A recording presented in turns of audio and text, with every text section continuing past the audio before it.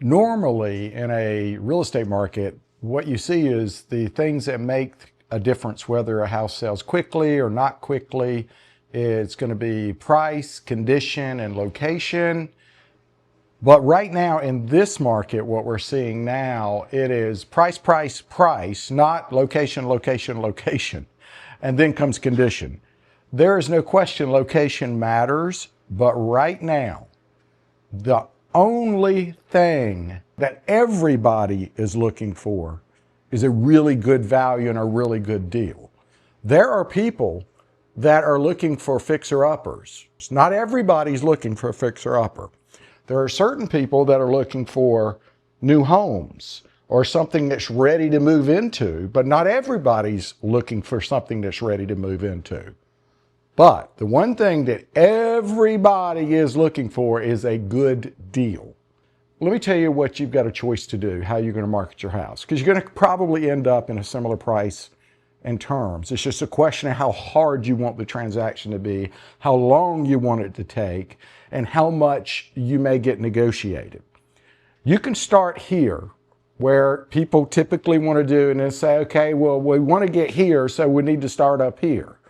Or you can start here and be at fair market value. Now keep in mind, fair market value is determined by the buyers and the market. It's not determined by me, a real estate agent, and unfortunately it's not determined by you.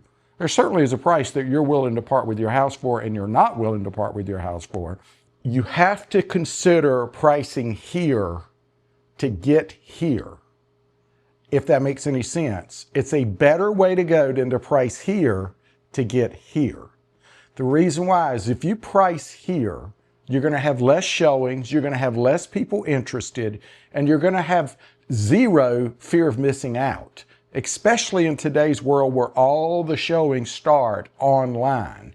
You want to make sure you create a scenario where there are multiple people that do not want to miss out on being able to have an opportunity to buy your house.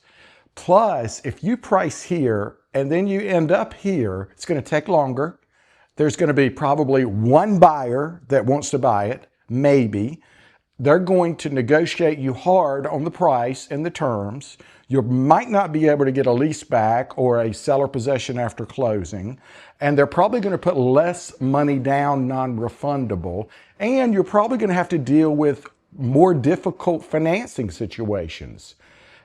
Whereas if you price here, the only way that you lose if you just don't have patience, there is no rule that says if you price your house here, that you have to take the first offer that's here. Okay? Keep that in mind. There is no rule that says that. What you can do is you start here, you have multiple people looking at it, you have multiple people that have fear of missing out, and you end up with stronger offers, more non-refundable money, and you sometimes, many cases, you're going to end up being up here, higher than what you asked for. It's kind of the auction mentality a little bit, but I am not an auctioneer. Let me make that really clear.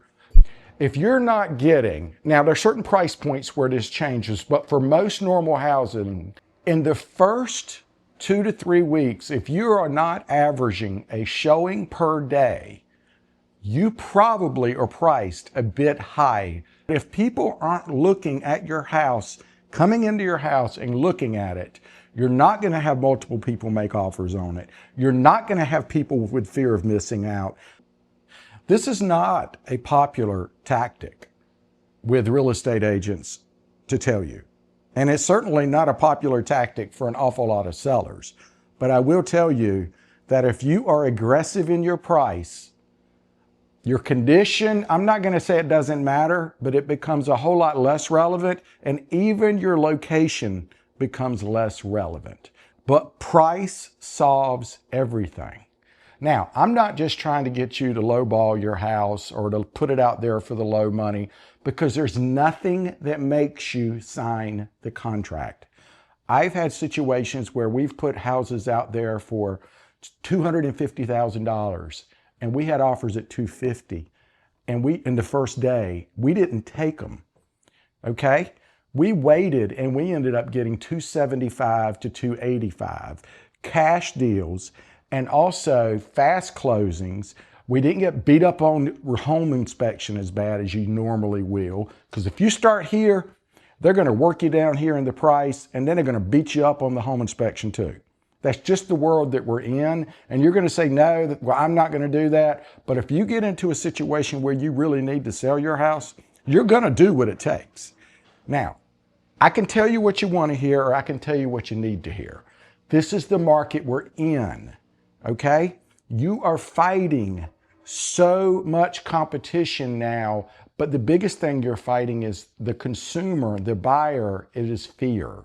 They're not excited about having to pay higher prices than they were a few years ago. They're not excited about paying much higher interest rates. And they're not excited that there's not a lot of choices on the market. So you have to overcome that, and price conquers all other things. It's probably not what you want to hear, but it's probably what you might need to hear. And just keep in mind, you need to be averaging a showing a day for the first 2 to 3 weeks.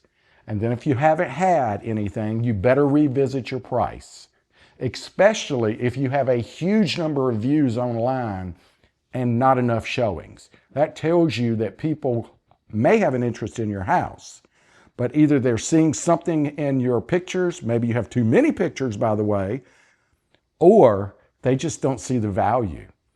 I don't have a crystal ball. You don't have a crystal ball. What's going to determine what your house is worth is what a buyer will pay for it. When that collides with the very moment that you absolutely need to sell or want to sell to move on with your life, you've already probably, if you've owned your house more than 4 or 5 years, you've made a ton of money, and in many, many cases, probably tax-free. Speak with your accountant, of course.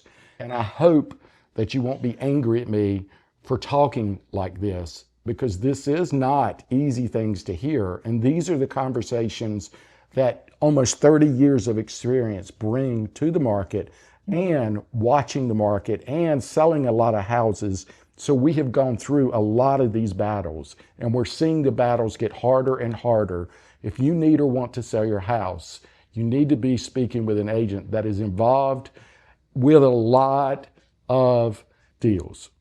Thank you so much for your time today.